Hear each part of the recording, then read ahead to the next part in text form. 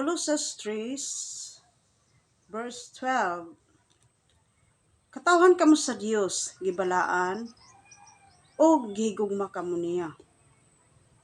Busa kinahanglan nga mobati kamo sa uban, magmaluluyon, magmapaubsanon, magmaaghop, ug magmapailubon. Pag mapailuboy kamo, ug kung aduna kamoy mulo, bato kang bisan kinsa, pag pinasaylo ay kamo, sama nga gipasaylo kamo sa Ginoo.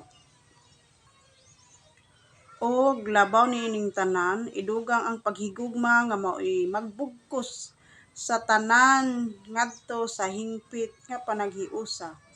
Paharia sa inyong kasing-kasing ang pakigdait nga gikan ni Kristo.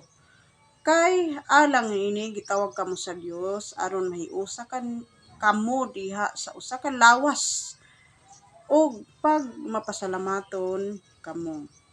Papuy-a sa inyong kasing-kasing ang anong mensahe ni Kristo. Pag tinudloay o pag mahimangnoay kamo uban sa tanang kaalam.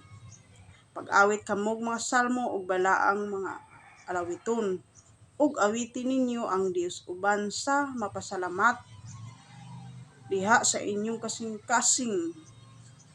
Busa bisag unsay inyong isulti o buhaton, himoa kini diha sa ngalan sa Ginoong Hesus uban sa pagpasalamat ngadto sa Dios nga Amahan pinaagi kaniya. So in Colossus 3 verse 12 until 17. So continue and God bless. For more videos, follow to my YouTube channel.